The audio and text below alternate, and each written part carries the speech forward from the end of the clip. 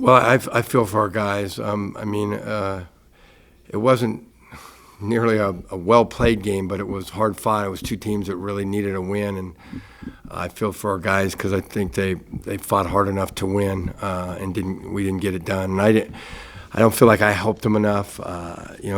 With 50 seconds left, I had a timeout, but I wanted a 2-for-1 out of the deal and trying to isolate a Wishika who had 4 fouls.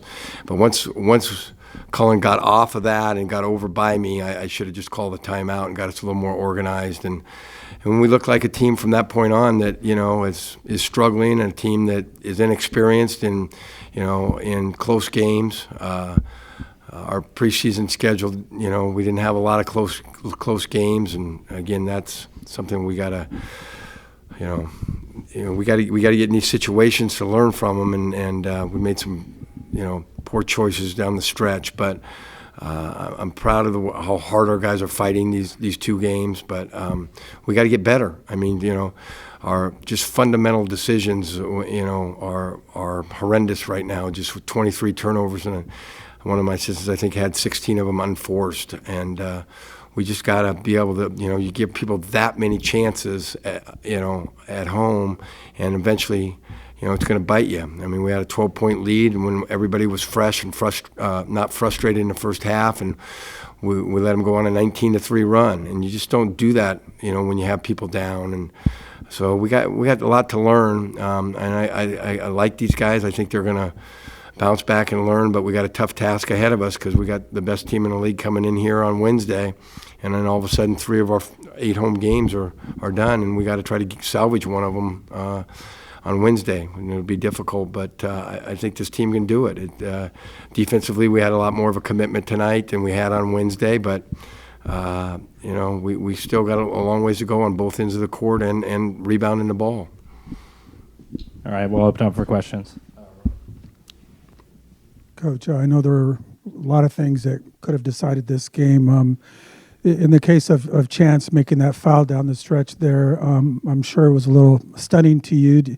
Sometimes in a game like this, people get caught up in the emotion. Is that kind of what you saw, that he just maybe kind of lost his head for a split second? Yeah, I think, I thought he made a great play to hustle down there and try to make a play. I thought he was going to try to block it, and I thought he had a chance at that, but I think, I don't know if he got off balance or what happened, but he made a mistake, and there's plenty of those mistakes that went around. It didn't have to come down to that mistake, but there's no question it was an intentional foul, the way he got him from behind, and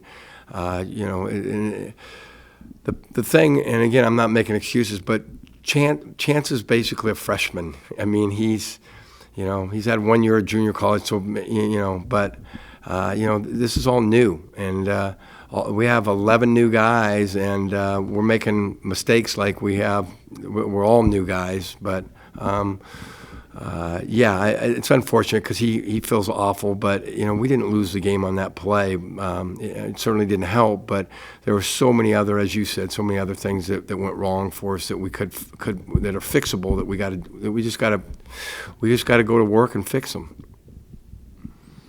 Speaking of the unit being new, do you feel like as a coach you've kind of thrown everything up against the wall with this group, or do you still have some, coaching tricks up your sleeve in terms of starting rotation, responsibilities, and stuff like that?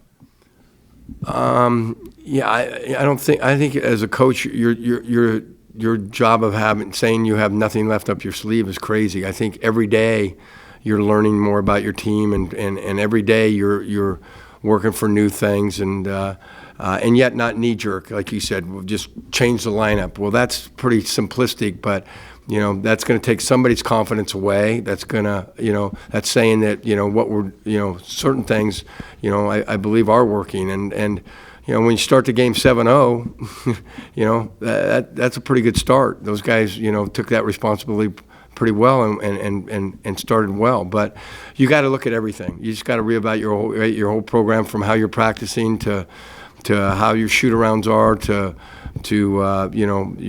your lineups to responsibilities as a coaching staff, and just keep working. We ask the players to do that, but you also got to stay convicted. As we ask them to. We tell them that like today, to keep the ball in the paint was something we want to really be convicted, and our guys only gave up 18 points in the paint, and our job we want to keep them under 20 there. So we did a really good job of that. But as coaches, you got to do the same thing. You got to stay convicted in your beliefs and understand that you've got 32 years of doing this, and you know what works, and you know that, and you got to believe in yourself, just like you ask the players to. Colin, Coach mentioned the 16 near turnovers that were kind of not really forced by the other team. Do you feel like that's kind of a sense of where the team is right now? Just like everybody's kind of pressing a little bit, maybe trying to fix the problems on their own a bit, or like how do you feel where the team is right now?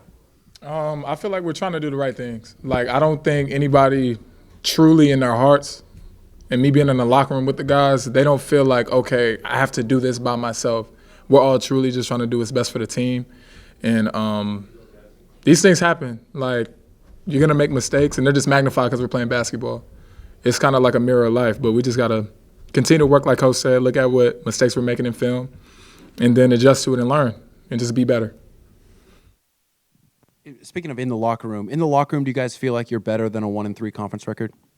Most definitely, and that's why we usually, after we take tough losses, we're devastated because we feel like we shouldn't lose games. And it's kind of like we're figuring it out. We're trying to put the pieces to the puzzle together. Okay, that piece didn't fit. Let's put this next piece together. All right, that didn't fit. Let's put this piece together. And we have a lot of guys that come from a certain background where all we do is fight. We got to fight to get here. We have to fight to continue to just keep going, and we're fighters. And that's what we're going to do. I know that for a fact. Colin, you've become, from what I'm seeing on the court, one of the leaders of this team. At this point, you kind of feel like you want to maybe take it upon yourself to try and, lead the team, verbally, and kind of talk to some of the guys, and, just to kind of, so this isn't so tough on them, that type of thing. Right. A lot of the things as far as leadership goes, I think it goes behind the scenes as well. Like, it's not necessarily what you see as a result on the court. It's before that, what are we doing? Am I sitting in film with guys? Are we all hanging out talking about, okay, what are we going to do to get better next time? And I think that's another aspect where I can improve as a player and as a teammate with my guys, just to continue to be more vocal. And Coach has been impressing that upon me ever since I got here. You pull guys to the side and communicate, but be more vocal to the team. And that is an aspect that I will improve on and just continue to push, just so we could get better.